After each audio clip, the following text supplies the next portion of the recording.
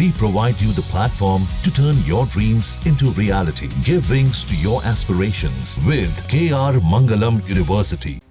PM Modi की सीवान की rally से जो तस्वीर सामने आई उसने बिहार की सियासत में हलचल पैदा कर डाली है।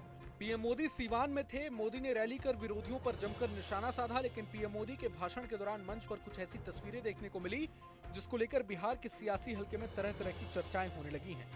रैली के दौरान मंच पर मौजूद एनडीए के तमाम नेताओं को पीएम मोदी ने नमस्कार कर उनका अभिवादन किया। पीएम मोदी ने आरएलएम अध्यक्ष उपेंद्र कुशवाहा को नमस्कार करने के साथ ही उनसे गर्मजोशी से हाथ भी मिलाया। इस दौरान लोक जनशक्ति पार्टी रामविलास के नेता और केंद्रीय मंत्री चिराग पासवान भी मंच पर मौजूद थे, लेकिन पीएम का ध्यान कुशवाहा की ओर रहा। इस दौरान चिराग पासवान मुस्कुराकर पीएम मोदी और उपेंद्र कुशवाहा को देखते रहे, लेकिन पीएम ने चिराग को कुछ नहीं कहा और वो आगे बढ़ गए, जैसा कि वीडियो में दिख रहा है। हालांकि चिराग और मोदी के साथ ऐसा कभी होता नहीं है। आमतौर पर पीएम मोदी हमेशा चिराग पासवान की पीठ थपथपाकर आशीर्वाद देकर उनका अभिवादन करते हैं। चिराग भी खुद को मोदी का हनुमान कहते हैं, लेकिन पता नहीं सीवान में क्या हो गया। हालांकि ये घटना इसलिए भी महत्वपूर्ण है क्योंकि काराकाट लोकसभा क्षेत्र के बिक्रमगंज की सभा में पीएम मोदी के भाषण में कुशवाहा का नाम छूट गया था, जिससे आरएलएम खेमे में तनाव था। सीवान रैली में पीएम ने न केवल कुशवाहा का नाम लिया बल्कि उनके साथ विशेष आत्मीयता भी दिखाई, जिससे आरएलएम कार्यकर्ताओं में उत्साह है। दूसरी ओर चिराग पासवान, जो खुद को पीएम का हनुमान कहते हैं, इस बार मंच पर अपेक्षाकृत कम ध्यान पाकर चर्चा में रहे। वीडियो में जाहिर तौर पर पीएम ने चिराग को देखा, लेकिन उनसे कोई विशेष बातचीत नहीं की। मंच पर पीएम का उपेंद्र कुशवाहा के साथ व्यवहार चर्चा का केंद्र बना, जिससे सियासी गलियारों में न सिर्फ बिहार बल्कि केंद्र के लिहाज से बड़ा सिग्नल माना जा रहा है। बिहार के राजनीति में ये चर्चा है कि उपेंद्र कुशवाहा पीएम मोदी के मंत्रिमंडल में शामिल हो सकते हैं। हालांकि इसकी आधिकारिक पुष्टि नहीं हुई है। जानकारों का तो मानना है कि जिस तरह से पिछले कुछ दिनों से चिराग सीट शेयरिंग को लेकर प्रेशर पॉलिटिक्स कर रहे हैं, ऐसे में बीजेपी ने उनके लिए एक टैक्टिक्स चल दिया है। कहा जा रहा है कि चिराग बिहार चुनाव में 40 से 50 सीटों पर लड़ना चाह रहे हैं, लेकिन बीजेपी उन्हें 20 सीटों से ज्यादा नहीं देना चाह रही। उधर चिराग के रवैये से एनडीए के बाकी सहयोगी दलों जैसे हम और आरएलएसपी में काफी नाराजगी है। पिछले दिनों जीतन राम मांझी ने भी बिना नाम लिए चिराग पर निशाना साधा था और कहा था कि जो ताकतवर होते हैं वो बड़बोले की तरह नहीं बोलते। हो सकता है कि सीवान में मंच पर जो कुछ भी हुआ वो कहीं ना कहीं मान मुनव्वल के लिए किया गया हो। हालांकि जो कुछ भी सीवान में हुआ उसके बाद एक बार फिर से एनडीए में सीटों के बंटवारे को लेकर सवाल उठने शुरू हो गए हैं कि आखिर बीजेपी सब कुछ कैसे मैनेज करेगी। कोई भी सहयोगी नाराज हो गया तो उसे कैसे मनाएगी। जहां तक सीटों के बंटवारे की बात है, कहा जा रहा है कि बीजेपी और जेडीयू बराबर की सीटें यानी 100 के आसपास लड़ेगी और बाकी बची 43 सीटें घटक दलों को दी जाएंगी। एनडीए के घटक दलों में सबसे बड़ा हिस्सा चिराग पासवान लेना चाहते हैं। उनके पास 5 सांसद है तो वो कम से कम 30 सीटें चाहते हैं। उनका कहना है कि लोकसभा में उन्हें 5 सीटें दी गई थी और उन्होंने 5 सीट जीतकर 100% परिणाम दिया। गौरतलब है कि चिराग पिछली बार एनडीए का हिस्सा नहीं थे और 134 सीटों पर अकेले लड़ गए थे और जेडीयू का करीब 33 सीटों पर खेल खराब किया था। इस बार भी चिराग पासवान की पार्टी ने ये कहकर सबको चौंका दिया कि चिराग बिहार विधानसभा का चुनाव लड़ेंगे। हालांकि अभी ये तय नहीं है कि चिराग पासवान लड़ने वाले हैं या नहीं। दूसरी तरफ चिराग पासवान ने अपनी पार्टी के लिए बिहार की सभी 243 सीटों पर चुनाव की तैयारी करने की बात कहकर सभी को चकित कर दिया था। वैसे चिराग और उनकी पार्टी के इन बयानों को बिहार में अधिक सीटें पाने के लिए दबाव बनाने की रणनीति के तौर पर ही देखा जा रहा है। अब बात करते हैं केंद्रीय मंत्री जीतन राम मांझी की। मांझी का कहना है कि पिछली बार उन्हें 7 सीटें दी गई थी, जिसमें से उन्होंने 4 सीटें जीती थी। इस बार मांझी कम से कम 8 सीटें जीतना चाहते हैं, जिससे उनकी पार्टी की बिहार में मान्यता बरकरार रहे। इसके लिए उनकी मांग कम से कम 15 सीटों की है। मांझी का ये भी कहना है कि लोकसभा में उनको एक ही लोकसभा की सीट दी गई थी और वो उसको जीते। इस तरह उनका भी 100% जीतने का रिकॉर्ड है। बीजेपी की दिक्कत यह है कि उनके पास अपने सहयोगियों को देने के लिए 43 सीटें ही हैं, जिसमें उपेंद्र कुशवाहा भी 6-7 सीटें जरूर चाहेंगे। अब ये बीजेपी पर निर्भर करता है कि वो जेडीयू को कम सीटों पर लड़ने के लिए मनाए या फिर महाराष्ट्र फॉर्मूले की तरह अपने या जेडीयू के नेताओं को मांझी या चिराग की पार्टी के चुनाव चिन्ह पर लड़वाए।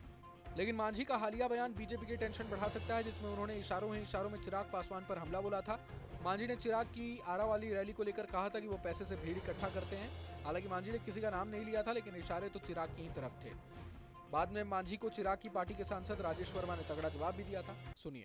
43 सीट पे लड़ने तैयारी की बात कह रहे हैं, बिहार से चुनाव लड़ने की बात। हम तो सोचते थे कि राजनीतिक बात ना हो, लेकिन हो जाए।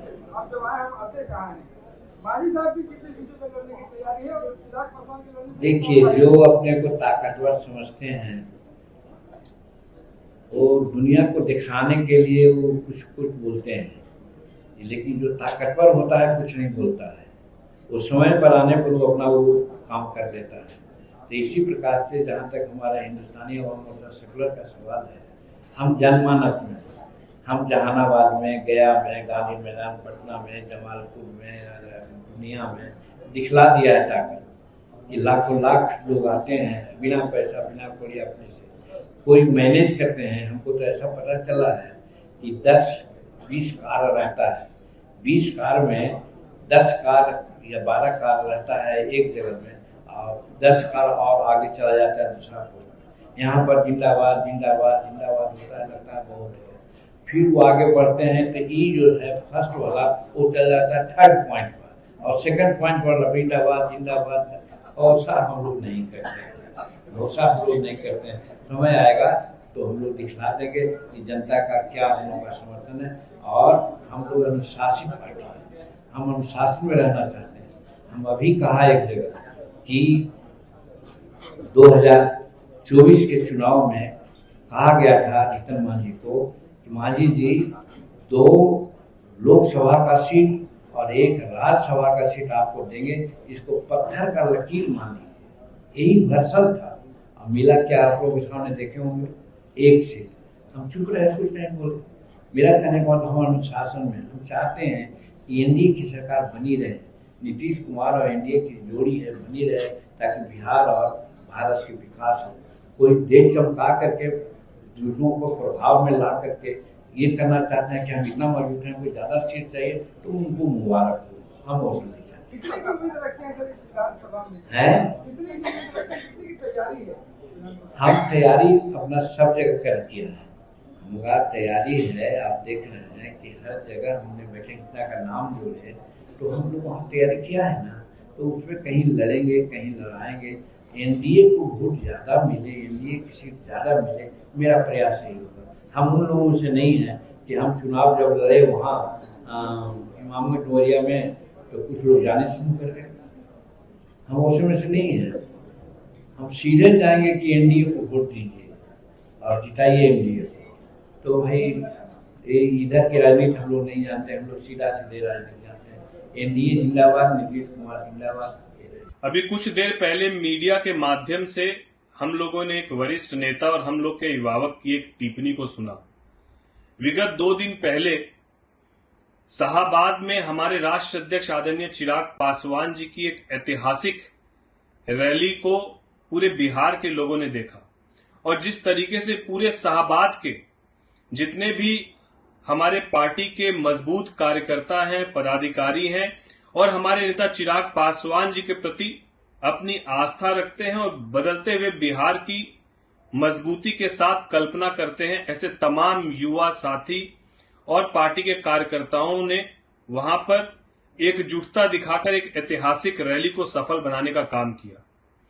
दुख तब होता है जब एक वरिष्ठ जनप्रतिनिधि, केंद्र मंत्री और हम लोग के अभिभावक, जब उनके द्वारा उन तमाम कार्यकर्ताओं को बिकाऊ कहा जाए, उन तमाम कार्यकर्ताओं पर यह आरोप लगाया जाए कि वो पैसे पर आने वाले बिकने वाले लोग हैं, तो ये न केवल एक पार्टी के वरिष्ठ नेता को यह शोभा देता है, बल्कि उन कार्यकर्ताओं की भावनाओं को भी कहीं ना कहीं खेद करता है, जो कड़ी धूप में अपने नेता के लिए सैकड़ों किलोमीटर चलकर वहां पर आया, अपने नेता को देखने, सुनने और अपने नेता के प्रति अपनी आस्था को व्यक्त करने। ऐसी टिप्पणी का और ऐसे भाषा का इस्तेमाल करना कितना उन अभिभावकों को शोभा देता मुझे मालूम नहीं, लेकिन हम सब एक पार्टी कार्यकर्ता होने के नाते हम सब खेद व्यक्त करते हैं और ये कभी उम्मीद नहीं करते हैं एक वरिष्ठ नेता से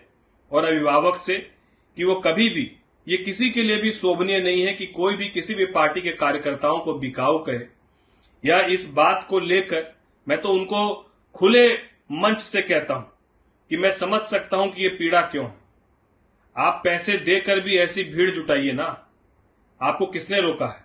लेकिन जो पैसे देकर भी भीड़ नहीं जुटा पा रहे हैं, तो उनको इस बात की तकलीफ होना स्वाभाविक है कि कैसे एक दबा हुआ, एक वंचित, एक कमजोर वर्ग और एक संघर्षशील समाज कैसे एकजुट हो रहा है, इस बात की पीड़ा हम सब समझ सकते हैं।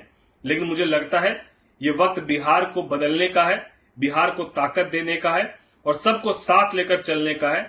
इस तरह की ओछी टिप्पणी करना किसी वरिष्ठ नेता को शोभा नहीं देता है।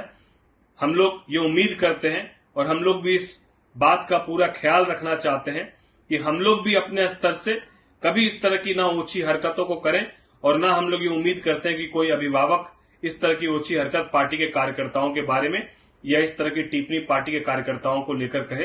ये बिल्कुल शोभा नहीं देता है। अब यहाँ एक और बात की चर्चा जोरों पर है। कहा जा रहा है कि अगर बीजेपी ने चिराग की डिमांड नहीं मानी तो वो आरजेडी का हाथ थाम सकते हैं। असल में बीते दिनों चिराग ने तेजस्वी यादव से मुलाकात की थी और मुलाकात के बाद उन्होंने लालू परिवार की खूब तारीफ भी की थी। कहा जा रहा है कि चिराग ने अपने लिए बैकअप ऑप्शन तैयार कर रखा है इन केस बीजेपी उनकी डिमांड नहीं मानती है, लेकिन इन अटकलों में ज्यादा दम नहीं लगता।